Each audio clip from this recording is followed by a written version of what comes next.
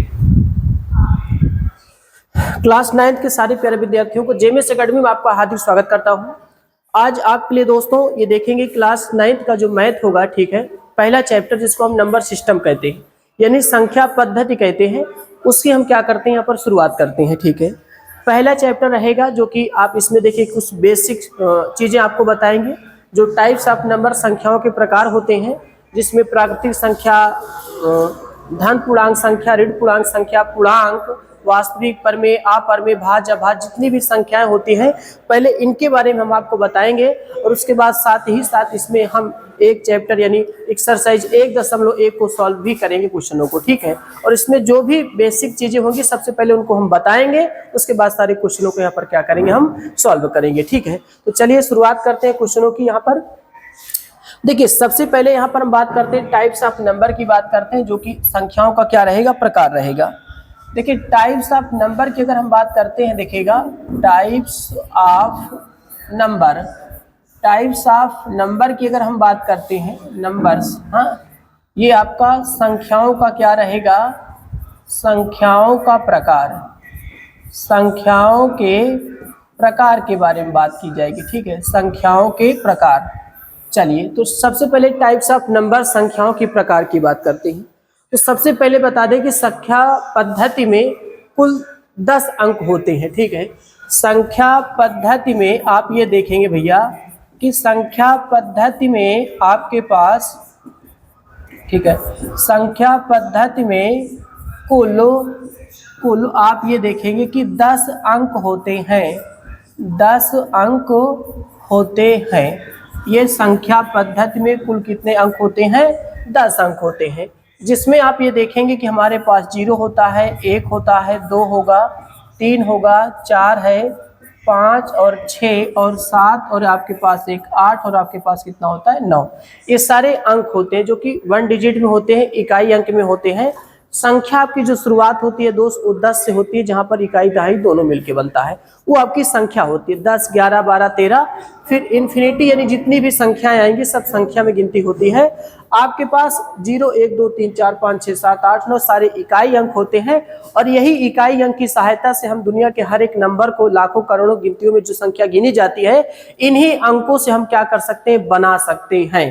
तो आपसे कोई पूछे संख्या पद्धति में कुल कितने अंक होते हैं, तो आप कहेंगे क्या कि हमारे पास 10 अंक होते हैं, जिनमें 0, 1, 2, 3, 4, 5, 6, 7 और 8, 9 होता है। तो संख्या पद्धति में कुल 10 अंक हो जाते हैं। जो हमने यहाँ पर देखा, आपको बताया कि टाइप्स ऑफ नंबर संख्याओं के प्रकार में, तो सबसे पहला संख्या जो आता है वो प्राकृतिक संख्या होता है, जिसको हम नेचुरल नंबर कहते हैं। अभी प्राकृतिक संख्या क्या होता है जरा इसको समझते हैं हम। तो हम जब प्राकृतिक संख्या की बात करते हैं भैया यहाँ पर, तो देखिएगा सबसे पहला एक शब्द आपका रहेगा जिसको हम प्राकृतिक संख्या कहेंगे। ये आपकी प्राकृतिक संख्या है। ठीक है, देखिएगा प्राकृतिक संख्या जिसको हम नेचुरल नंबर कहते हैं, नेचुरल आपका नंबर हो जाता है, नेचुरल नंबर होता है। ठीक है, नेचुरल नंबर प्राकृतिक संख्या। प्राकृतिक संख्या का मतलब जिन संख्याओं की गिनती हम कर सकते हैं। ठीक है, तो यहाँ पर आप क्या लिखेंगे, देखिएगा कि जिन संख्याओं की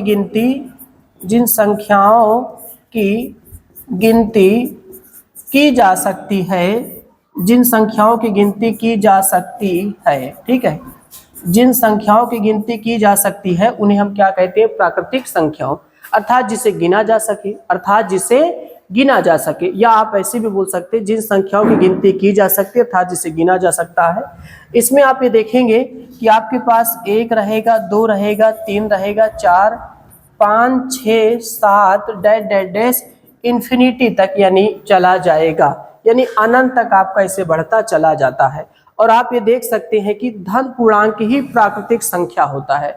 ऋण में आ जाए तो प्राकृतिक संख्या नहीं होता, दशमलव में आ जाए तो प्राकृतिक संख्या नहीं होता, करड़ी में आ जाए तो प्राकृतिक संख्या नहीं होता। ठीक है, तो ये बात को आप याद रखिएगा। अगर हम नोट करके यहाँ पर आपको बता दें तो आप इनको याद रखेंगे क्या, कि आप ध्यान रखिएगा ऋण में आपको और करड़ी में आपसे बात करें, ऋण करड़ी, और आपका एक क्या होता है, दशमलव, क्या होता है, दशमलव। ठीक है, दशमलव, ऋण में, करड़ी में दशमलव, और साथ ही साथ आप देखेंगे कि शून्य की मैं बात करता हूँ, शून्य, ये सब दिखेगा शून्य, ये सब क्या प्राकृतिक संख्या नहीं होते, ये सब प्राकृतिक संख्या नहीं होते। अगर आपसे कोई कह दे प्राकृतिक संख्या नहीं होते, यहाँ पर आप लिखेंगे प्राकृतिक संख्या नहीं होते। अगर आपसे कोई कह दे भैया कि बताइए -1 क्या प्राकृतिक संख्या है, तो कहेंगे नहीं होता। 1.2 प्राकृतिक संख्या होता है, तो आप कहेंगे नहीं होता। आप √2 को बताइए क्या प्राकृतिक संख्या, तो नहीं हो सकता। साफ साफ मैंने लिख दिया कि अगर ऋण में हो, ठीक है, ऋण में आपका रहे, करड़ी में रहे, दशमलव रहे, शून्य, ये सब प्राकृतिक संख्या में नहीं गिने जा सकते, ठीक है। तो प्राकृतिक संख्या उन्हीं को कहते हैं जो हम जिनको गिन सके, जिनको हम पढ़ सकें, अर्थात जिसे गिना जा सके, उसी को हम क्या कहते हैं, प्राकृतिक संख्या कहा जाता है, ठीक है। चलिए आगे देखेंगे।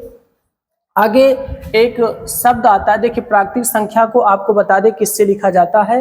प्राकृतिक संख्या को इसे आप कैपिटल N से व्यक्त करेंगे, ठीक है, क्योंकि नेचुरल अक्षर का, देखिए नेचुरल का पहला शब्द क्या है, N, तो इसे क्या करेंगे, N से व्यक्त करते हैं, ठीक है। किससे व्यक्त करेंगे, N से व्यक्त करते हैं।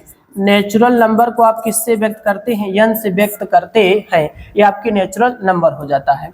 आगे देखेंगे, जब हम बात करते हैं भैया यहाँ पर पूर्ण संख्या की बात करते हैं, ठीक है, ये आपकी पूर्ण संख्या जिसको हम होल नंबर कहते हैं, ठीक है, ये हमारा क्या हो जाएगा, होल नंबर हो जाता है, ठीक है, होल नंबर, ये पूर्ण संख्या होल नंबर। अब ये क्या है, अगर आप प्राकृतिक संख्या को जानते हैं तो उसमें सिर्फ आप 0 मिला दीजिए। अगर कोई प्राकृतिक संख्या हो, इसमें जब 0 मिला दिया जाता है तो संख्या आपकी क्या कहलाती है, पूर्ण संख्या कहलाती है। तो आप यहाँ पर क्या लिखेंगे कि प्राकृतिक संख्या में, ठीक है, शून्य मिला देने पर, शून्य मिला देने पर बनी संख्या पूर्ण संख्या कहलाती है, पूर्ण संख्या कहलाती है, ठीक है। ये आपकी क्या हो जाएगी, पूर्ण संख्या कहलाती है, ये आपका कहलाती है, ये बन जाएगा। अब एग्जाम्पल में, उदाहरण में, जैसे में 0 1 2 3 4 5 6 डैश आपका बढ़ता चला जाएगा। तो अब एक शून्य जो होता है ना, वो पूर्ण संख्या होती है। लेकिन यहाँ भी आप क्या बताएंगे नोट में कि अगर आपको ऋण में कोई चीज आपको मिल जाता है, या कोई चीज करड़ी में मिल जाता है, या कोई चीज दशमलव में मिल जाता है, तो ये आपका दशमलव में मिल जाता है, देखिए दशमलव, तो ये सब पूर्ण संख्या नहीं होते, ये सब पूर्ण संख्या नहीं होते हैं। इन्हें आप यहाँ पर बताएंगे कि ये सब पूर्ण संख्या में नहीं होते। पूर्ण संख्या ना तो दशमलव में, ना तो ऋण में, ना तो करली में भी पूर्ण संख्या नहीं होती, ठीक है। तो ये हमारी पूर्ण संख्या हो जाती है, ठीक है। अब उसके बाद एक सम संख्या की बात आता है कि सम संख्या की पहचान कैसे करते हैं, ठीक है। सम संख्या जिसको हम क्या कहते हैं, इवन नंबर कहा जाता है। ये हमारा इवन नंबर होता है जिसको हम सम संख्या कहते हैं, ठीक है, इवन नंबर्स। तो यहाँ पर आप ये देखेंगे, क्या देखिए इवन नंबर की बात यहाँ पर कर रहे हैं। तो भैया देखिए सम संख्या क्या है, जिसके अंत में, ध्यान रखिएगा, जिसके अंत में अगर आपको 0 मिल जाए, 2 मिल जाए, 4 मिल जाए, 6 मिल जाए, 8 मिल जाए, जिसके अंत में 0 2 4 6 8 हो, तो वह सम संख्या होती है। तो वह सम संख्या होती है, अगर ये चीज आपको दिखाई दे तब, ठीक है। क्या 0 2 4 6 8, अब जैसे 972 लिखा है, ठीक है, 972 या 820 लिखा है, तो आप ये देख सकते हैं कि इसके लास्ट में 2, उसके लास्ट में क्या है 0, तो एक ऐसी संख्या हो जाती है, सम संख्या हो जाती है, ठीक है। ठीक इसी प्रकार से जब आगे हम बात करते हैं भैया, तो हमारा एक विषम संख्या होता है। सारे क्वेश्चनों को आप, सारी चीजों को आप साथ साथ में नोट करते चलेंगे। विषम संख्या हमारा होता है एक विषम संख्या, जिसको हम ऑड नंबर कहते हैं, ऑड नंबर आपका होता है, ठीक है, ऑड नंबर होता है विषम संख्या। अब इसको ध्यान से देखेंगे। अब जिसके अंत में ध्यान रखिएगा, जिसके अंत में आप ये देखेंगे कि जिसके अंत में आपको क्या दिखाई दे, 1 दिखाई दे, 5 7 और क्या दिखाई दे, 9।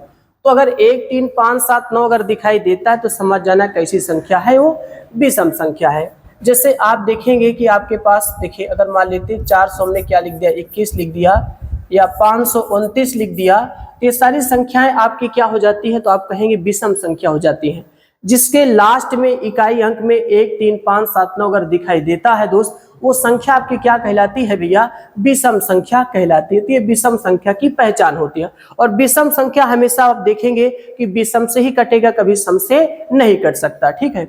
उसके बाद देखिए, ये आपके एग्जाम्पल थे। उसके बाद आप यहाँ पर एक शब्द की बात करेंगे जिसको हम कहते हैं पूर्णांक, ठीक है। ये पूर्णांक होता है जिसको हम इंटीजर्स कहते हैं, ठीक है। ये हमारा क्या होता है, इंटीजर्स होता है, ठीक है। पूर्णांक जिसको हम क्या बोलते हैं, इंटीजर्स। इंटीजर्स क्या है, तो आप ये देखेंगे कि जैसे अगर यहाँ पर हम बात करें भैया कि माइनस अनंत से डैश डैश, -4 से -3 से -2 से -1 से 0, 1, 2 और 3 डैश डैश डैश डैश कहाँ तक आप जाएंगे, अनंत तक। तो इधर चलते हैं तो हमें क्या मिलता है, तो आप कहेंगे धन पूर्णांक मिलता है, ठीक है। ये क्या मिलेगा, धन पूर्णांक मिलेगा। इधर आप चलेंगे तो आपको क्या मिलेगा, तो आप कहेंगे आपको क्या मिलेगा, ऋण पूर्णांक मिलता है, ठीक है।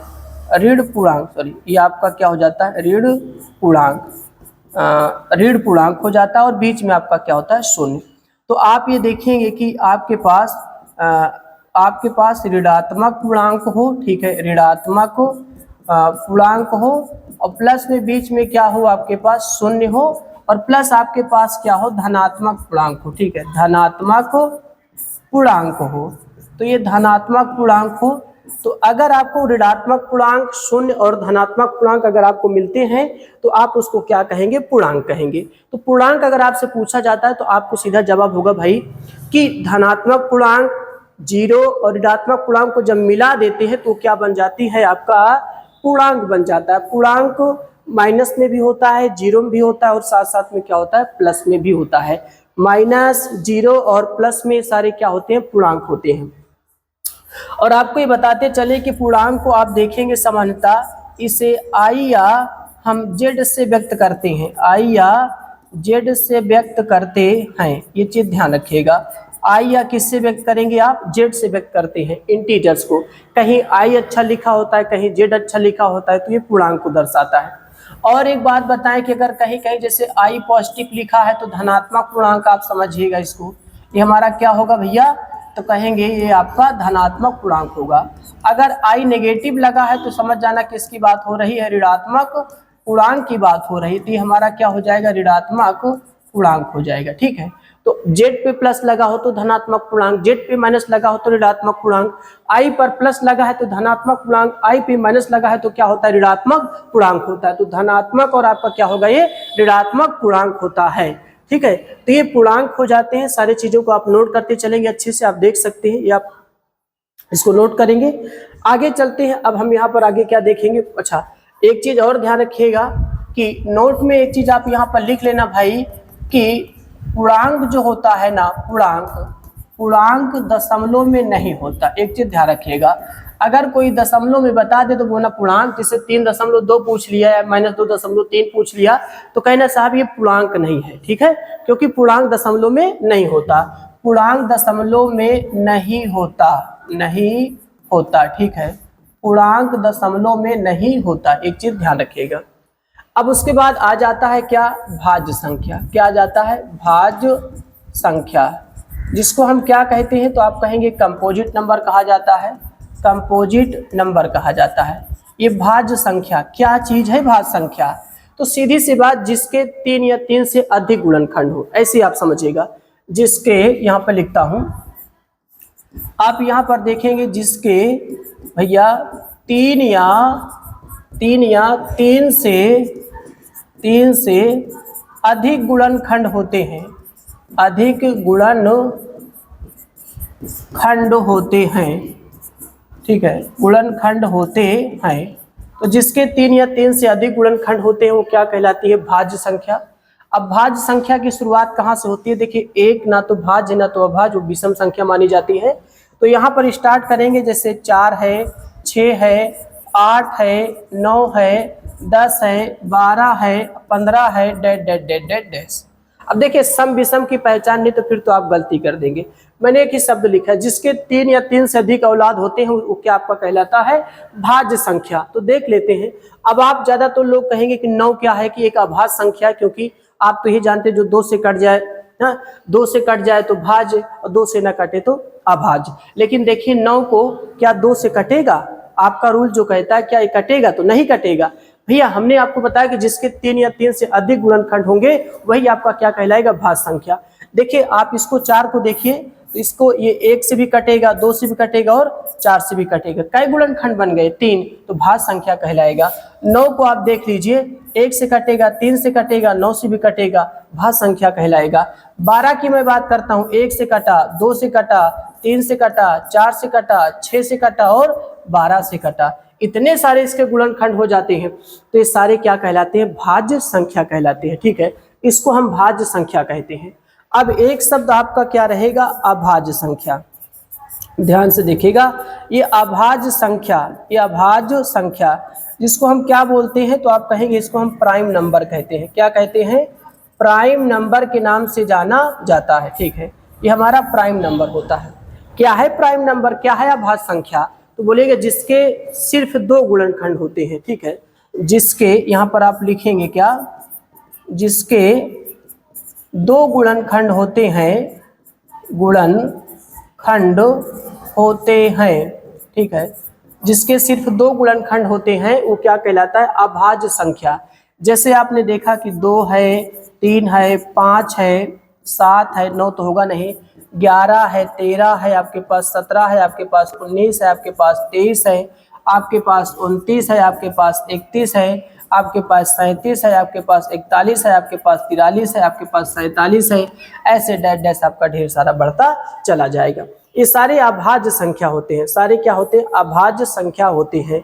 जो देख सकते हैं सिर्फ उसके कई गुणनखंड बनते हैं, आप देखेंगे 1 और क्या बनता है? 2। सबसे छोटी अभाज्य संख्या आपका 2 होता है, सबसे बड़ी प्राप्त नहीं किया जा सकता। इसको नोट कर लीजिएगा, सबसे छोटी अभाज्य संख्या 2 होता है जो कि सम संख्या होता है, और सबसे बड़ी अभाज्य संख्या प्राप्त नहीं किया जा सकता। सबसे छोटी अभाज्य संख्या कितना होता है? 4।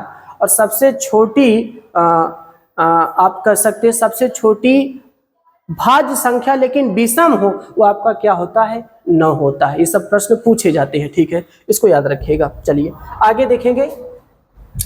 अब आगे एक शब्द आता है जिसको सह अभाज्य संख्या कहा जाता है। सह अभाज्य संख्या, यहाँ पर ध्यान रखिएगा, ये सह अभाज्य संख्या जिसको को प्राइम नंबर कहा जाता है। को प्राइम नंबर आप इसको कह सकते हैं। क्या होगा? को प्राइम नंबर होता है, सह अभाज्य होता है।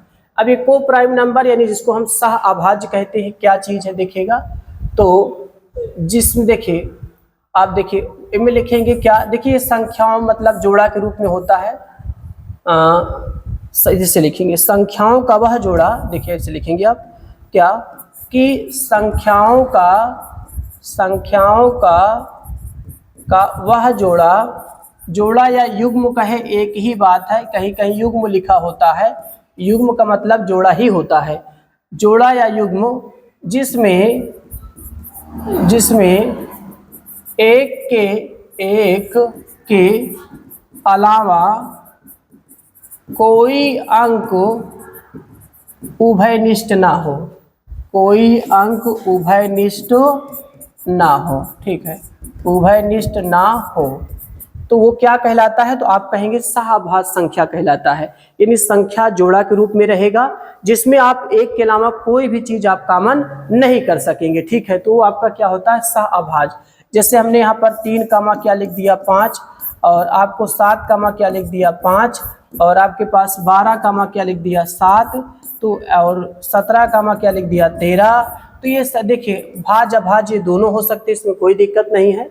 तो इसमें आप ये देखेंगे कि आप हमेशा ये देखते हैं कि इस ऐसे जो वाक्य लिखे गए हैं, जो जोड़ा लिखे, देखिए जोड़ा के रूप में है, ब्रैकेट में है, जोड़ा मतलब 2 व्यक्ति है। ठीक है, इसमें एक के अलावा आप देखिए 3 और 5 में क्या एक के अलावा कुछ आप कॉमन कर सकते हैं? तो कहेंगे नहीं कर सकते। 7 और 5 में एक के अलावा कुछ कॉमन कर सकते हैं? तो नहीं कर सकते। 12 7 में एक के अलावा कुछ भी आप कॉमन नहीं कर सकते। ऐसे संख्या को क्या कहते हैं दोस्त? सहअभाज्य संख्या कहा जाता है। ठीक है, तो ये सहअभाज्य संख्या हो जाता है। अब आगे देखेंगे एक परिमेय संख्या होता है कि परिमेय संख्या क्या होता है। ठीक है, परिमेय संख्या ध्यान दीजिएगा। परिमेय संख्या जिसको रेशनल नंबर कहा जाता है, ये हमारा रेशनल नंबर होता है। ठीक है, रेशनल नंबर होता है। ठीक है, रेशनल नंबर। अब देखिएगा परिमेय संख्या क्या है जिसको रेशनल नंबर कहते हैं।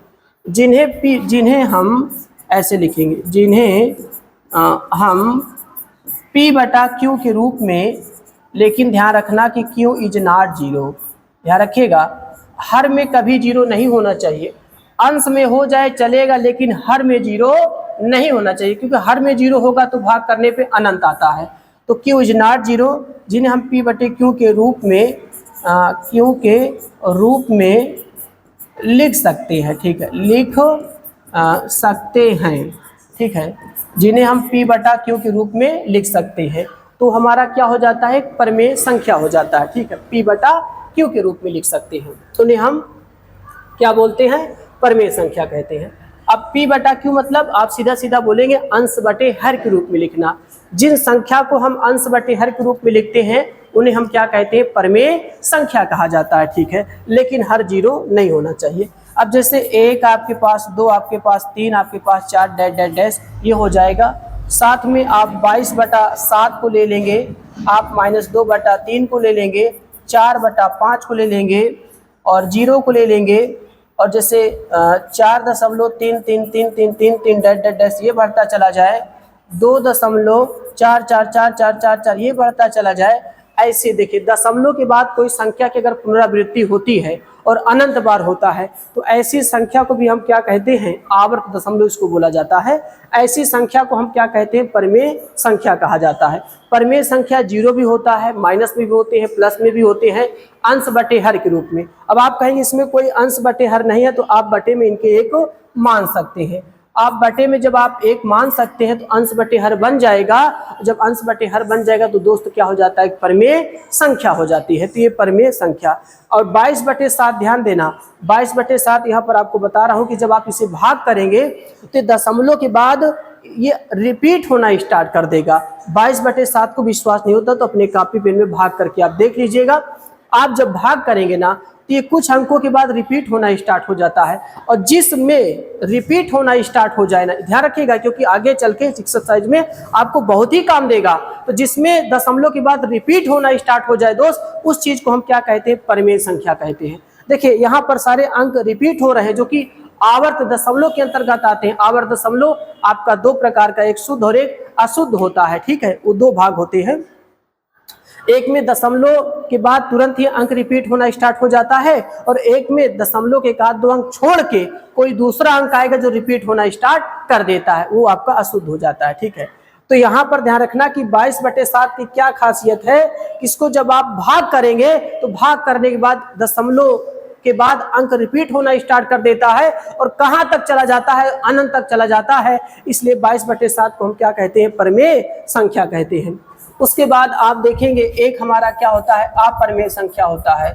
आप ये क्या देखेंगे, अपरिमेय संख्या, जिसको इरेशनल नंबर कहा जाता है। इरेशनल नंबर कहा जाता है। देखिए इरेशनल नंबर, जिन्हें हम या ऐसे लिखे, जिन्हें हम अंश बटे हर के रूप में नहीं लिख सकते, जिन्हें हम P/Q के रूप में देखिए Q इज नॉट जीरो मतलब Q जीरो के बराबर नहीं होता, Q के रूप में नहीं लिख सकते, नहीं लिख सकते। यहाँ पर ये बात आप बताएंगे, जिन्हें हम P/Q के रूप में नहीं लिख सकते। अर्थात या ऐसे भी बता सकते हैं, जिसकी करड़ी को हल नहीं किया जा सकता, जिसकी करड़ी को हल नहीं किया जा सकता। ठीक है, जिसकी करड़ी को हल नहीं किया जा सकता, कोई भी करड़ी हो आसानी से हल नहीं कर पा रहे हैं आप, तो समझ जाना दोस्त वो क्या है, एक अपरिमेय संख्या है। ठीक है, या जिन्हें हम अंश बटे हर के रूप में नहीं लिख सकते या जिनकी करड़ी को हल नहीं किया जा सकता, उसे क्या कहते हैं, अपरिमेय संख्या कहते हैं। जैसे √2 आ जाए, √3 आ जाए, √5 आ जाए, √7 आ जाए, पाई आ जाए, √10 आ जाए। ठीक है, तो ये सारी संख्याएं से बहुत सारी आएंगी और ये सारी संख्याएं आपकी क्या हो जाती है भैया, आप कहीं इनके करड़ी को आसानी से हल करना नहीं कर सकते, तो ऐसी संख्या को हम क्या कहते हैं, अपरिमेय संख्या कहा जाता है। ध्यान देना, अब आप सोचेंगे यार कि पाई का मान तो 22/7 होता है और आप यहाँ पर पाई को अपरिमेय बता रहे हैं और 22/7 को परिमेय बता रहे हैं। मैं फिर से बता दूं कि देखिए पाई की जो वैल्यू आपका रहेगा 3.1415697 जो भी आपका रहेगा लगभग ऐसे जाएगा। तो इसकी खासियत क्या होती है देखिएगा, अपरिमेय की खासियत क्या है कि अंक तो बढ़ता जाएगा, अंक तो दशमलव की बात बढ़ता जाएगा और अनंत तक जाएगा, लेकिन कभी लौटेगा नहीं, कभी रिपीट नहीं होता है। तो ऐसी संख्या आपको जब मिले ना तो उसको अपरिमेय कहिएगा। जैसे अगर हम 0.10 लिख दिए, 100 लिख दिए, फिर 1000 लिख दिए, फिर 10,000 लिख दिए, डैश डैश, क्या कहीं रिपीट हो रहा है? नहीं हो रहा है। ऐसी संख्या जो बढ़ता तो चला जाए, ऐसी संख्या जो बढ़ता तो चला जाए लेकिन कभी मुड़ के ना देखे, कभी रिपीट ना हो, ऐसी संख्या को क्या कहते हैं? अपरिमेय संख्या कहते हैं। और परिमेय क्या है? जो रिपीट हो, बार बार आए, लेकिन कहाँ तक जाए? अनंत तक जाए, ऐसी संख्या को क्या कहते हैं? परिमेय संख्या। और अपरिमेय संख्या जो बार बार ना आए लेकिन बढ़ता चला जाए और कहाँ तक चला जाए? अनंत तक चला जाए, तो ऐसी संख्या को क्या कहते हैं? अपरिमेय संख्या कहा जाता है। ठीक है, तो ये हमारी अपरिमेय संख्या हो जाती है। अब आपका एक बचा जिसको हम वास्तविक संख्या कहते हैं। ठीक है, वास्तविक संख्या, वास्तविक संख्या जिसको हम रियल नंबर कहते हैं। ये सारे बहुत ही जरूरी चीज है भैया, इनको आपको आता रहेगा तो चैप्टर का ज्ञान भी आपको अच्छा रहेगा। वास्तविक संख्या, अब वास्तविक संख्या क्या होता है कि जब हम परिमेय और धन अपरिमेय को मिला देते हैं, परिभाषा ऐसे बना लेना, परिमेय संख्या और अपरिमेय संख्या को मिला देते हैं तो बराबर हमें क्या मिलता है? वास्तविक संख्या मिलता है। हमें यहाँ पर क्या मिलेगा? वास्तविक संख्या मिलेगा। जब एक परिमेय संख्या और एक अपरिमेय संख्या दोनों को हम मिला देते हैं, वो संख्या हमारी क्या बन जाती है? वास्तविक संख्या बन जाती है। वास्तविक संख्या, वास्तविक संख्या भी आप देखेंगे कि अब देखिए परिमेय में जितनी भी संख्या है और अपरिमेय में जितनी संख्या, सभी को आप क्या करिए? मिला दीजिए। तो सारे देखिए जब मिलाएंगे आप देखेंगे तो इसमें क्या देखिए, जैसे अब क्या, अब आप 1 लिखे, 2 लिखे, 3 लिखे, डैश डैश, फिर 22/7 भी लिखेंगे, 2/3 भी लिखेंगे, -5/3, 2.333333 ये भी लिखेंगे, इसमें √2 भी लिखा जाएगा, पाई भी लिखा जाएगा, √3 भी लिखा जाएगा। तो इतनी संख्याएं सब आ रही, सभी संख्या क्या हो जाएंगी? अपरिमेय संख्या। इसको संक्षिप्त रूप में लिखें तो माइनस अनंत से आप चलेंगे, डैश डैश, -5, -4, -3, -2, -1 और आपके पास 0, 1, 2, 3, 4 डैश डैश डैश कहाँ तक जाएगा? अनंत तक जाएगा। तो माइनस अनंत से प्लस अनंत तक भी आपका क्या हो जाता है? वो क्या हो जाता है? माइनस अनंत से प्लस अनंत तक भी आपका क्या हो जाता है? एक वास्तविक संख्या हो जाता है। और यहाँ पर नोट करके आप क्या बताएंगे कि यह दशमलव में होता है। यह दशमलव, यह का मतलब जो संख्या की बात कर रहा हूँ, यह दशमलव में होता है, यह दशमलव में होता है। लेकिन पूर्णांक भी इसी तरीके से था, ठीक है, पूर्णांक भी था इसी तरीके से, माइनस अनंत से प्लस अनंत, लेकिन उसकी खासियत क्या है? कि दशमलव में नहीं होता और ये भाई साहब दशमलव में होते हैं। ठीक है, तो आपने देखा कि ये चीज़ों को जो हम यहाँ पर शुरुआत कर रहे थे दोस्त, ठीक है, जिसमें आपको हर चीज़ों के बारे में दिखाया गया, आप ये देख सकते हैं, जिसमें टाइप्स ऑफ नंबर जितने भी प्रकार थे सभी प्रकारों को यहाँ पर हमने क्या करा? समझाया। और अच्छे से भली भांति आप अपना एक कापी लेंगे, अच्छे से कापी लेंगे, क्योंकि शुरुआत से हम आपको पढ़ा रहे हैं और बढ़िया से कापी में आप नोट्स बनाते चले जाएंगे। क्योंकि जब भी रिवीजन आप करें, एक बार कापी को उठा के देखिए, अगर कहीं सवाल फंसता है उठा के देखिए और अच्छे से रिवीजन करें और आपका प्रॉपर इस तरीके से पढ़ाई चलता रहेगा तो बहुत ही आगे जाएंगे। ठीक है, तो इस तरीके से यहाँ पर टाइप्स ऑफ नंबर को हमने बता दिया है। अब हम चैप्टर की जब शुरुआत करते हैं दोस्त, चैप्टर की देखिए शुरुआत करेंगे जब चैप्टर की, तो सबसे पहले जब चैप्टर की शुरुआत करते हैं तो चैप्टर है संख्या पद्धति। ठीक है, नंबर सिस्टम। आपका चैप्टर क्या है भैया? तो आप कहेंगे नंबर सिस्टम है। नंबर सिस्टम, ये आपका चैप्टर है, जिसको हम क्या कहते हैं? संख्या पद्धति कहते हैं। ये संख्या पद्धति है, नंबर सिस्टम। ठीक है, अभी नंबर सिस्टम में कुछ बातों को भी जानना जरूरी होता है, ठीक है, कुछ नियम को जानना जरूरी होता है, ठीक है। तो यहाँ पर सबसे पहले देखिएगा धन पूर्णांकों की मैं बात करूँगा, ठीक है। दो धन पूर्णांकों की बात, यानी धन पूर्णांकों का एक बार जोड़ की बात करूँगा, एक बार धन पूर्णांकों की गुणा की बात करूँगा, ठीक है। तो चलिए देखते हैं सबसे पहले, अगर यहाँ पर धन पूर्णांकों की जोड़ की हम बात करते हैं, धन पूर्णांकों का जोड़, धन पूर्णांकों का क्या रहेगा, जोड़ रहेगा। अब ये हेडिंग रहेगी धन पूर्णांकों का जोड़। अब इसमें इसके देखिए धन पूर्णांकों को जोड़ने के लिए कई सारे नियम होते हैं, धन पूर्णांकों को जोड़ने के लिए कई सारे नियम होते हैं।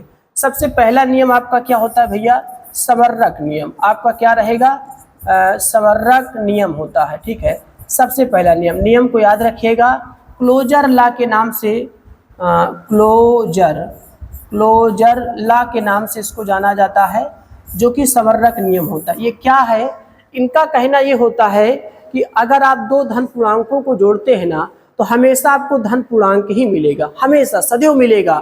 यानी जैसे आपने 2 + 3 को आपने जोड़ा तो 5 आया, तो 5 भी क्या है, एक धन पूर्णांक ही तो है, अभी समझाया मैंने, ठीक है, धन पूर्णांक ही तो होता है। तो इस तरीके से यहाँ पर इन चीज़ों को आप यहाँ पर समझाने की ये बात कर रहा है।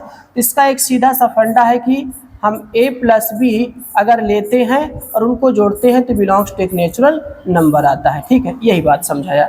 a + b बिलोंग्स टू, इसको क्या पढ़ेंगे आप, बिलोंग्स टू पढ़ेंगे, ठीक है। ये क्या है, बिलोंग्स टू का मतलब होता है कि संबंध रख रहा है। a + b किससे संबंध रख रहा है, n से। अब देखिए n वहां पर आपको समझाया क्या है, तो आप कहेंगे एक प्राकृतिक संख्या है, नेचुरल नंबर है।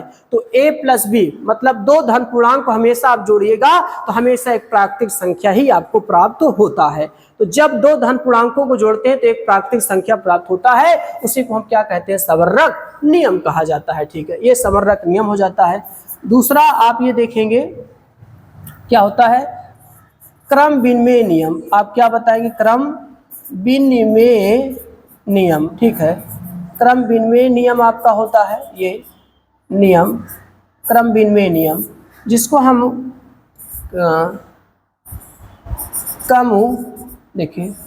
कम्यूटेटिव लॉ कहा जाता है, ठीक है, कम्यूटेटिव लॉ कहा जाता है ये क्रम विनिमय नियम। इसमें क्या होता है, इसमें ये बात बताई जाती है क्रम विनिमय नियम में कि जैसे देखिए अगर आपके पास दो धन पूर्णांक को आपने जोड़ा तो इसको उल्टा करके जोड़ा जाए तो b + क्या a, तो क्या ये फिर दोनों बराबर होंगे, तो यही बराबर होना चाहिए। अगर बराबर है तो क्रम विनिमय नियम का पालन करेगा, नहीं तो पालन नहीं करता, ठीक है। मतलब समझिए, जैसे आपने 2 अंक ले लिए, उनको आपने जोड़ा, फिर उनको उलट के जोड़िए, तो जोड़ने के पहले जब उल्टा नहीं था तब का मान और उलट देने पे तब का मान बराबर होना चाहिए। जैसे आपने 3 + 5 लिया, अब आप 5 प्लस कितना लेंगे, 3, उलट के लेंगे यहाँ पे ना, तो यहाँ भी 8 आएगा और यहाँ भी क्या आएगा, 8।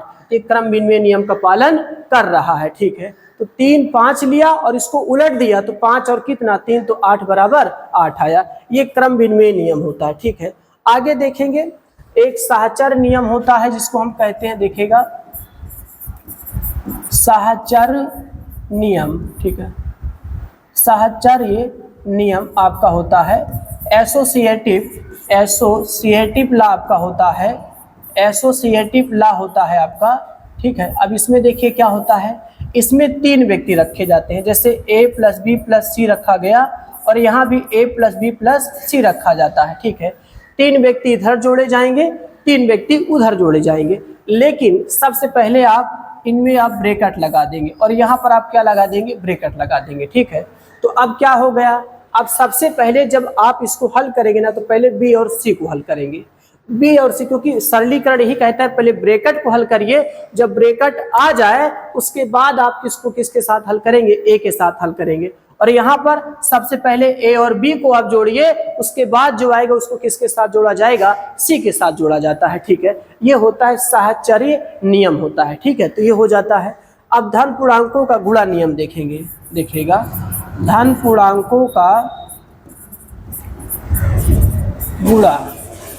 अब धन पूर्णांकों का जब गुणा नियम देखा जाता है तो इसमें भी देखिए वही बात आपका रहेगा क्या, सबसे पहले अगर हम बात करें तो संवर्रक नियम की मैं बात करता हूँ। संवर्रक नियम ध्यान से देखिएगा। संवर्रक नियम इसमें क्या कि ए और बी को जब हम गुणा करेंगे ना, हमेशा क्या देगा, एक नेचुरल नंबर देगा। 1 × 2 तो आपके पास कितना आएगा, 2 आएगा। हमेशा एक प्राकृतिक संख्या आएगा, कोई गलत नहीं आएगा। अगर हम क्रम विनिमय नियम की बात करता हूँ, क्रम विनिमय नियम, ठीक है, क्रम विनिमय नियम की बात करता हूँ, तो इसमें क्या रहेगा, a × b तो बराबर b × क्या रहेगा, a। ये क्रम विनिमय नियम। जैसे क्या, अगर 3 × 5 तो आगे पलट के गुणा करना, 5 × 3 तो यहाँ भी 15 है और यहाँ भी क्या आना चाहिए, 15 आना चाहिए। किसका पालन करेगा ये, तो कहेंगे साहब ये पालन किसका करता है, ये किसका करता है, क्रम विनिमय नियम का पालन करता है। आगे क्या रहेगा, आगे साहचर्य नियम रहेगा। साहचर्य नियम, गुणा का साहचर्य नियम चल रहा है भैया, अभी तक जोड़ का था, ये गुणा का चल रहा है। इसमें भी 3 व्यक्ति को आप क्या करेंगे, पहले गुणा कर लेंगे। हमने 3 व्यक्ति को आपस में क्या कर लिया, गुणा कर लिया। इसमें भी पहले 2 को पकड़ के चलिए अंत का, और यहाँ का शुरू का पकड़ के चलिए। तो ये जब आप हल करते हैं तो दोनों मान बराबर आना चाहिए। यहाँ पर क्या है, पहले बी और सी को गुणा करेंगे, फिर ए के साथ गुणा कराएंगे।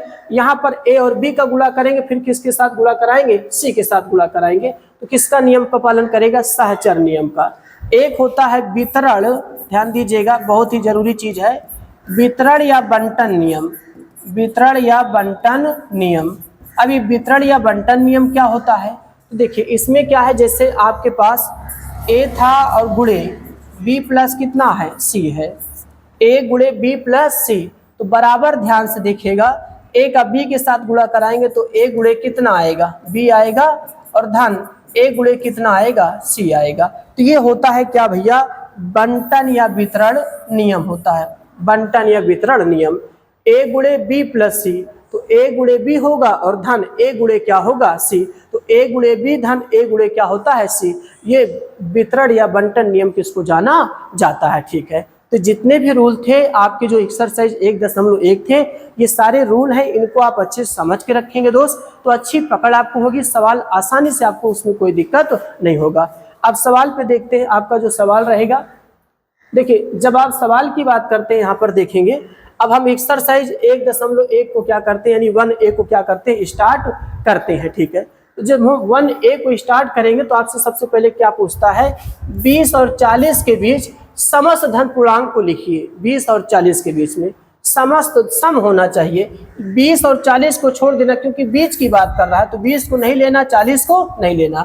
आप 22 ले सकते हैं, आप 24 ले सकते हैं, आप 26 ले सकते हैं, आप 28 ले सकते हैं, आप 30 लेंगे, आप 32 लेंगे, आप 34 लेंगे, आप 36 लेंगे, और आप 38 ले सकते हैं। और वो संख्या लेना जो 2 से कट जाए, क्योंकि सम की बात कर रहा है तो सम, नहीं तो 23 आप सोचें, आप 25 सोच लें तो गलत सोच रहे हैं, ठीक है। आप उन्हीं संख्या को पकड़ेंगे जो आपका भैया क्या रहे, 2 से कटना चाहिए, क्योंकि 20 और 40 के बीच में 20 को नहीं लेना, 40 को नहीं लेना, 20 और 40 के बीच में जो सम संख्या रहेगी उन्हीं को आपको क्या करना होता है, लिखना होता है, ठीक है। तो सारे क्वेश्चनों को आप साथ साथ में हल करते चलेंगे, देख सकते हैं समस्त धन पूर्णांकों को यहाँ पर हमने क्या करा है, लिख दिया है, ठीक है। चलिए अब आगे देखेंगे, अगला क्वेश्चन आपका क्या रहेगा। अगला क्वेश्चन कहाँ गया, देखिए, चलिए अगला क्वेश्चन आपका क्या रहेगा, देखिए दूसरा क्वेश्चन क्या है, 1 से 10 तक अभाज्य धन पूर्णांक लिखिए भाई। अभाज्य, तो अभाज्य में आपने क्या देखा, 2 था और 3 था और 5 था और क्या 7। अरे 9 तो नहीं होता ना भाई, 9 तो क्या होता है, एक भाज्य संख्या होता है, जिसके 3 गुणनखंड होते हैं वो भाज्य संख्या होता है। तो आपके पास सिर्फ क्या रहेगा, 2, 3, 5 और क्या रहेगा 7। 2, 3, 5 और 7, ये हमारा क्या हो गया, अभाज्य धन पूर्णांक हो जाता है। कौन कौन, 1 से 10 के बीच में 2, 3, 5 और 7 हो जाता है। चलिए आगे देखेंगे, अगला 2A + 1 का क्रमानुवाई पूर्णांक क्या है। क्रमानुवाई का मतलब आगे आने वाला, आगे जैसे 1 था तो आगे कौन आएगा, 2 है तो आगे कौन आएगा, 3 है तो आगे कौन आएगा, 4। ऐसे अगर आपके पास अगर आपके पास यहाँ पर 2A + 1 है तो इसका जो क्रमानुवाई अगर आप देखेंगे, क्रमानुवाई आपसे पूछता है तो 2a प्लस 1 में 1 जोड़ दीजिए तो आपको क्या मिलेगा, 2a प्लस 2 मिलेगा। ये आपका क्रमानुयायी हो जाता है, मतलब एक कदम आगे ही आपको चलना है, पीछे नहीं चलना है, ठीक है। तो क्रमानुयायी का मतलब आगे बढ़ना, बढ़ते रहना। तो एक जोड़ के आगे चलेंगे तो 2a प्लस 2 हो जाता है, क्योंकि 1 और 1 कितना होता है, 2, तो 2a प्लस 2 आ जाता है। आगे क्वेश्चन पे देखेंगे, आगे 2/3 का योगात्मक प्रतिलोम ज्ञात कीजिए। देखिए योगात्मक प्रतिलोम का मतलब यहाँ पर क्या होता है, ध्यान से समझिएगा बातों को। जैसे अगर कोई चीज यक्स है, ठीक है, क्या है, यक्स है, ठीक है, तो अगर यक्स का योगात्मक कोई प्रतिलोम आपसे पूछता है, योगात्मक प्रतिलोम आपसे पूछता है, तो आप क्या बताएंगे, कहेंगे साहब माइनस यक्स होता है, ठीक है, हमेशा -1 माइनस आता है। यक्स का योगात्मक प्रतिलोम आपके पास कितना आएगा, माइनस यक्स आता है, ठीक है, ध्यान रखिएगा। अब आपसे कहता है 2/3 का योगात्मक, व्युत्क्रम बोल ले, योगात्मक बोल ले, वही, ठीक है, तो सॉरी व्युत्क्रम नहीं, योगात्मक प्रतिलोम बोलेगा। तो 2/3 का आपसे योगात्मक प्रतिलोम पूछ रहा है भैया, योगात्मक प्रतिलोम आपसे पूछ रहा है, आप -2 क्या बताएंगे, 3, ये आपका आंसर हो गया, ठीक है। अब जैसे क्वेश्चन हम आपको दे देते हैं, जैसे -5/3 का योगात्मक प्रतिलोम बताइए, ठीक है, योगात्मक प्रतिलोम बताइए, ठीक है। ऐसे क्वेश्चन हमने लिख दिया कि -5/3 का योगात्मक प्रतिलोम बताइए, तो आप क्या करेंगे, तो आपको पता है कि योगात्मक प्रतिलोम में पहले क्या आता है, माइनस का चिन्ह आता है, फिर ये वैल्यू को आप लिखेंगे यहाँ पर जो आपके पास रहेगा।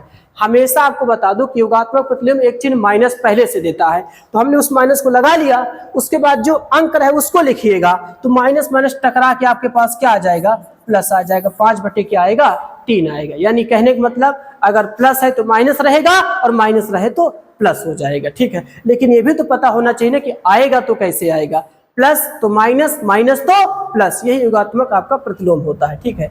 आगे चलेंगे, अगला -1/5 का गुणात्मक प्रतिलोम।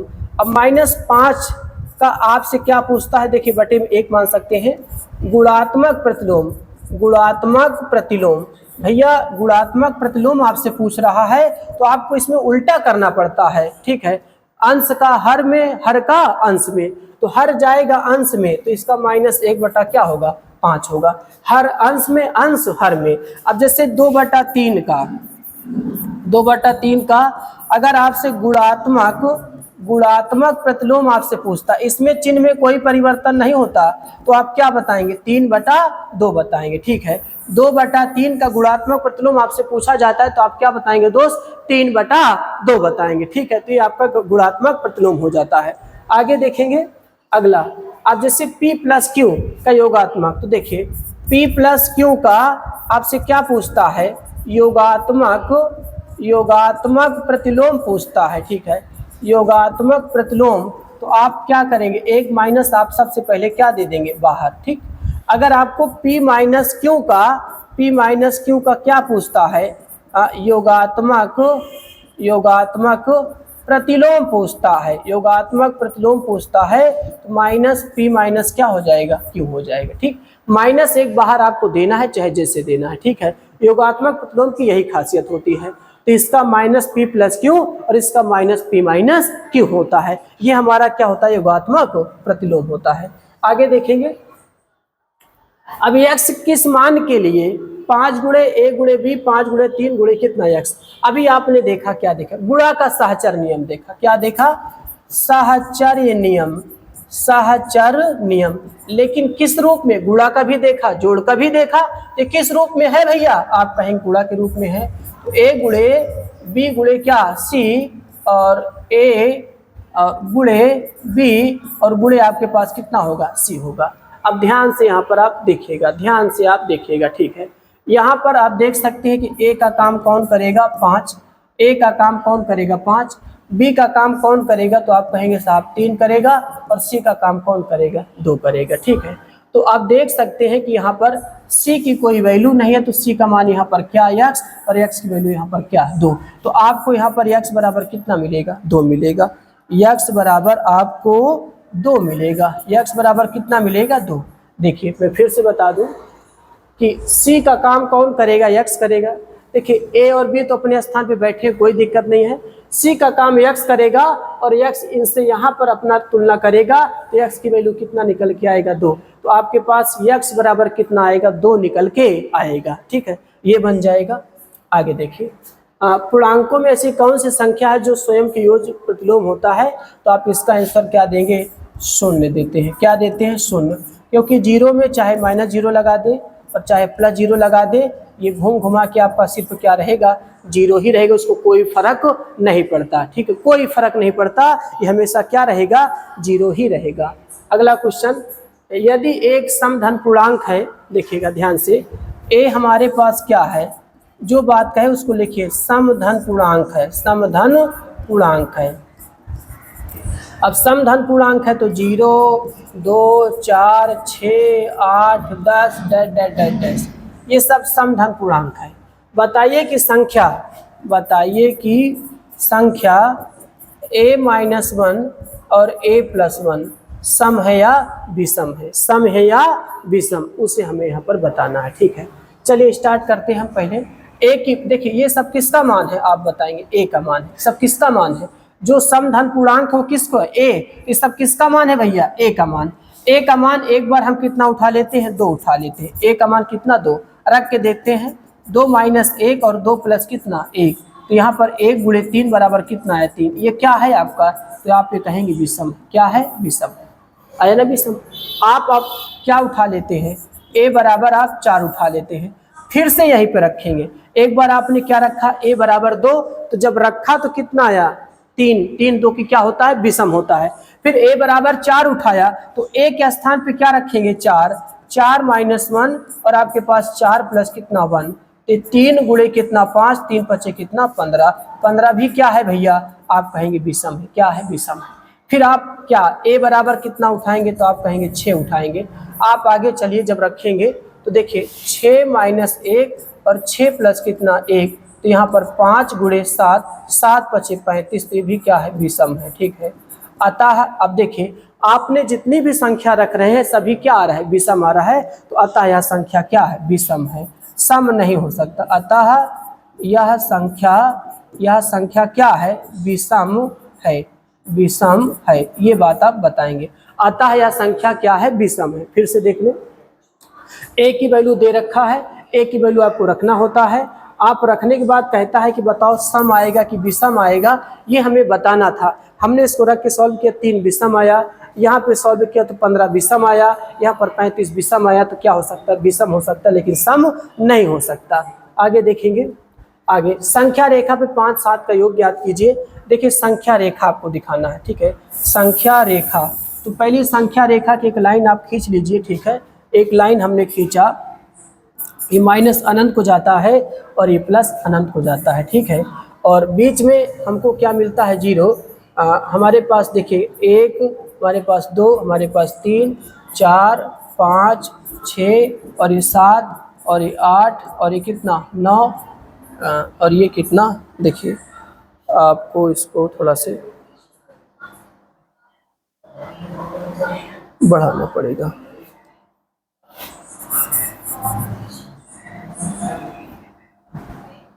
देखिए ये आप इनको बढ़ाना पड़ेगा, ये आपका अनंत।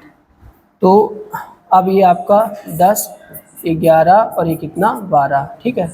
ऐसे 13 आपका बढ़ता चला जाएगा। इधर भी आप देखेंगे तो -1, -2, -3, -4 और माइनस कितना? 5, माइनस कितना? 6 बढ़ता चला जाएगा। अब आपको कहता है 5, तो पहले आपको कहाँ चलना है? देखिए 5 तक लेके चलना है। आप कहाँ तक चलेंगे? 5 तक चलेंगे, ठीक है। 0 से कहाँ तक जाएंगे? 5, यूँ जोड़ लिया। अब 5 से 7, 1 2 3 4 5 6 7, तो यहाँ से जब आप उठाएंगे, ठीक है, यहाँ से जब आप उठाएंगे तो कहाँ पे जाएंगे? 7 पे। ये गए, ठीक है, और ये गया। तो 7, देखिए यहाँ से यहाँ तक पूरा योग आपका कितना बना? 5 और प्लस 7, तो कितना आ जाएगा? 12। यहाँ से यहाँ तक 5 इकाई चलना है और यहाँ से यहाँ तक कितना चलना है? 7 इकाई। देखिए 1 2 3 4 5 इकाई हो गया। फिर 5 से आपको देखिए संख्या रेखा का मतलब इकाई में चलना होता है। आप इधर आगे 5 इकाई गए, कितना गए आप? 5 गए। और आगे आपने कितना गए? सॉरी, आप आगे कितना गए? 7 इकाई गए। आगे आप कितना जाएंगे, 7 इकाई जाएंगे। कितना जाएंगे, 7। तो ये 5 इकाई और प्लस कितना गए आप, 7 इकाई गए। 7 5 कितना हुआ, 12। तो 7 + 5 कितना आ जाएगा, 12 इकाई आ जाता है। ठीक है, ये इसका योग हो जाता है। आगे देखेंगे अगला। अगला आपको निम्नलिखित कथनों में से कौन से कथन सत्य अथवा कौन सा असत्य है। दो धन अभाज्य पूर्णांकों का गुणन सदैव अभाज्य होता है। देखिएगा, दो धन अभाज्य, अभाज्य का मतलब जैसे 2 और आपने 3 लिया तो 2 3 कितना होता है, 6, मतलब 6। अब बताइए 2 और 3 अभाज्य है, अभाज्य लेना भाई जिसके सिर्फ 2 गुणनखंड होते हैं। 6 और 6 तो आपका क्या होता है, भाज्य होता है ना, इसलिए बात क्या हो जाएगी, गलत हो जाएगी। क्योंकि कहता है गुणा करने पर क्या आना चाहिए, अभाज्य, और मेरा 6 क्या है दोस्त, भाज्य है, इसलिए आपका क्या हो जाएगा, गलत हो जाएगा। दो धन अभाज्य पूर्णांकों का योग सदैव अभाज्य होता है। ठीक है, तो इसमें आप क्या बताएंगे, देखिए 2 + 3 आपके पास कितना आएगा, 5, या 7 + 5 कितना आएगा आपके पास, 12 आएगा। 7 + 5 कितना आएगा, 12। सदैव नहीं हो सकता, क्योंकि 2 और 3 को जोड़ा तो 5 आया, अभाज्य है। लेकिन 7 और 5 को जोड़ा, ये भी एक अभाज्य है, लेकिन कितना आया, 12 आया, इसलिए ये भी आपकी बात क्या होगी, गलत हो जाएगी। ठीक है, ये गलत हो जाएगा। यदि ए और बी कोई दो ऋण पूर्णांक है, देखिएगा ए भी आपका -1 -2 -3 -4 डैश डैश डैश, बी भी आपका -1 -2 -3 -4 डैश डैश डैश, दोनों ऋण पूर्णांक है। कह रहा है ए और बी क्या है, कोई दो ऋण पूर्णांक है, तो a + b सदैव एक ऋण पूर्णांक होगा। तो देख लीजिएगा a + b, चलिए -1 लिया, a का मान -1 लिया तो b का भी मान -1 लिया तो -2 आया। अब उसके बाद अगर -2 और -2 लेंगे तो -4 आएगा, -3 लेंगे तो कितना आएगा, -6 आएगा। मतलब ये सत्य है, ये गलत नहीं है। दो ऋण पूर्णांक को कभी भी आप साथ में देखे जोड़ते हैं तो हमेशा ऋण पूर्णांक देगा, कभी धन पूर्णांक नहीं देता। ठीक है, तो ये हो जाता है। आगे देखेंगे अगला क्वेश्चन क्या है। यदि एक धन पूर्णांक है, ए आपके पास क्या है, एक धन पूर्णांक है। धन पूर्णांक जैसे 1 आपके पास, 2 आपके पास, 3 4 5 6 7 8 9 10 डैश डैश डैश, ये हमारे क्या है, धन पूर्णांक हैं। तो कहता है कि मेरे पास एक संख्या है, क्या है, संख्या है। संख्या a × a+1 है और a+2 है और a+3 है, ये संख्या है। और इस संख्या हमेशा किससे कटना चाहिए, 24 से। इनके कहने का मतलब नहीं, अर्थ क्या है भैया, कि जो a की वैल्यू दिया है आप a के स्थान पे रखिएगा और रखने के बाद ये देखिएगा उस संख्या 24 से कटता है कि नहीं कटता है। तो सबसे पहले हम a बराबर कितना लेंगे, 1 लेंगे। a बराबर कितना उठाएंगे, 1 रख के देखिए, 1 + 1 और 1 + 2 और 1 + कितना, 3 आया। तो यहाँ पर 2, यहाँ पर 3, यहाँ पर 4, 2 3 6 चौको कितना, 24। 24 को 24 तो हमेशा ही काट देता है। ठीक है, फिर a बराबर कितना, 2 लिया, तो यहाँ पर आपके पास 2 + 1 आएगा, 2 + 2 आएगा और 2 + कितना आएगा, 3। तो 2 गुणे आपके पास 3 गुणे 4 और गुणे कितना, 5, 2 3 6 चौको 24 पंचे कितना आएगा, 120। तो आप देख सकते हैं कि ये भी 24 से कट सकता है, ये भी 120, 24 से 24 पंचे 120, तो कट सकते हैं। ठीक है, तो हम यहाँ पर लास्ट में देखिएगा क्या लिख सकते हैं कि अतः आप ये लिखेंगे, यह संख्या 24 से पूर्णतः विभाजित होगी, पूर्णतः विभाजित होती है या होगी। ठीक है ना, मतलब आप कोई भी वैल्यू आप 3 रखिए, 4 रखिए, कोई भी चीज रख के देखेंगे तो हमेशा 24 से कटने वाली संख्या ही आएगा, कोई दूसरा संख्या नहीं आएगा। ठीक है, ये आपका हो जाएगा। अगला क्वेश्चन क्या है, यदि एक समधन पूर्णांक है, देखिएगा a को समधन पूर्णांक कहते हैं, जैसे 2 4 6 8 10 डैश डैश डैश, और b को विषम धन पूर्णांक 1 3 5 7 9 डैश डैश डैश है। तो बताइए निम्नलिखित में से कौन सी सम होगी। अब जैसे यहाँ पर देखिए a² है और a का मान तो हमेशा आप देखेंगे 2 का स्क्वायर रखेंगे तब भी 4 आएगा, 4 का स्क्वायर 16 आएगा और 6 का स्क्वायर कितना आएगा, 36। क्योंकि a को तो सम ही बोला गया है तो a² आपका क्या रहेगा, सम ही रहेगा। बी, अब बी की वैल्यू देखिए, बी स्क्वायर है, 1 का स्क्वायर 1 आएगा, 3 का स्क्वायर 9 आएगा और 5 का स्क्वायर कितना आएगा 25। ये विषम रहेगी, ठीक है, ये सम नहीं रहेगी। अब जैसे a प्लस बी दिया है, a प्लस बी, तो a प्लस बी को देखिए, a का मान 2 प्लस 1 कितना आएगा 3 आएगा। अब 4 प्लस 3 लेंगे तो कितना आएगा 7। ये भी आपका क्या रहेगा, विषम रहेगा, सम नहीं। आप देख सकते हैं, आपने a का मान 2 उठाया, a का मान 2 और b का मान 1 लिया, 2 1 कितना 3, 4 3 कितना 7, विषम ही आ रहा है। अब हम गुणा की बात निकल लेते हैं, a गुणे b की बात। जैसे हम 2 गुणे 1 लिए तो 2 1 कम 2, आपने 4 गुणे 3 लिया तो 4 तिहाई कितना 12, आपने 6 गुणे 5 लिया 6 पंचे 30, ये क्या है सम। तो ये एक गुणे बी भी आपका क्या रहेगा, सम रहेगा। उसके बाद आप इसकी बात करें, किसकी बात करेंगे, a इंटू ए प्लस 1 की बात करेंगे, a इंटू ए प्लस 1। जैसे हमने 1 लिया तो 1 प्लस 1 आपके पास कितना है 2, अगर 2 लिया तो 2 प्लस 1 आपके पास कितना 6 आएगा। तो ये भी आपका क्या रहेगा, एक सम संख्या रहेगा। अगर हम b इंटू बी प्लस 1 की बात करता हूँ तो आपने, अरे सॉरी, ए तो सम था भाई हमारा, रुक जाइए, ए हमारा क्या है, सम है। देखिए ए इंटू ए प्लस कितना 1, 2 लिया तो 2 प्लस कितना 1, 3 3 दूना कितना 6, आपने 4 लिया तो 4 प्लस 1 4 पंचे कितना 20, 20 मतलब समय आएगा, ठीक है।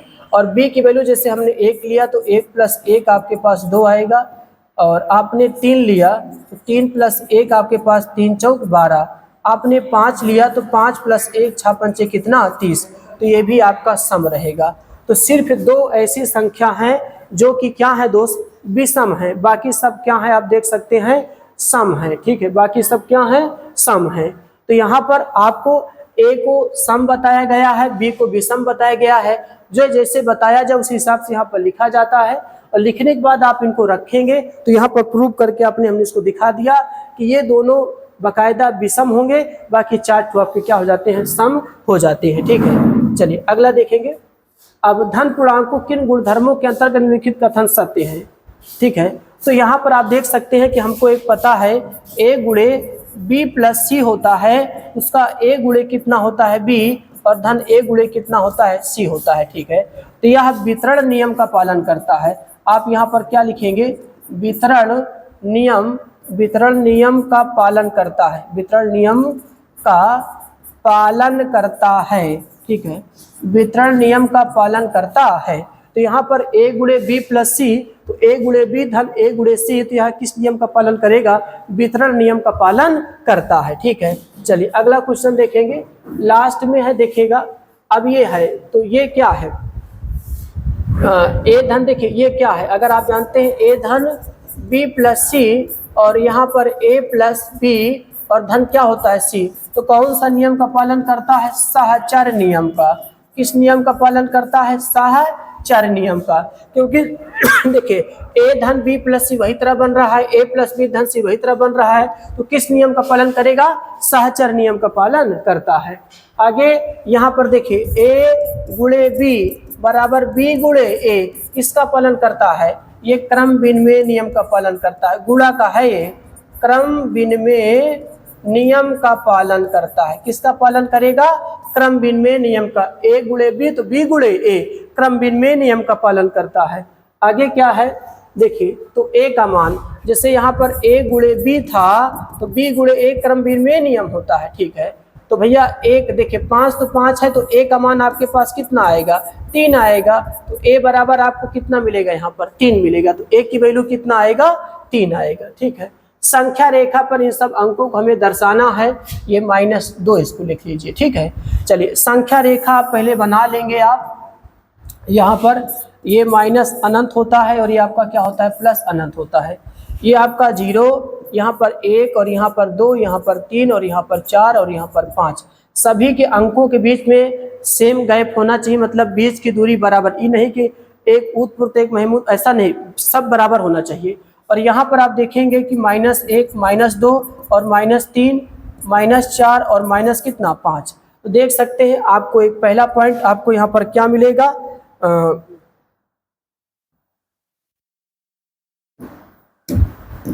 देखिए पहला पॉइंट आपका ये 0 है जिसको हम ए बता देंगे, फिर हमें 1 पर दिखाना है, ये आपका बी हो जाएगा, फिर बी पे दिखाना है सी हो जाएगा, फिर 5 ये आपका क्या हो जाएगा डी, फिर हमें -2 पे दिखाना है तो आपका ई हो जाएगा, और इस पर दिखाना है तो आपका क्या हो जाएगा एफ हो जाएगा।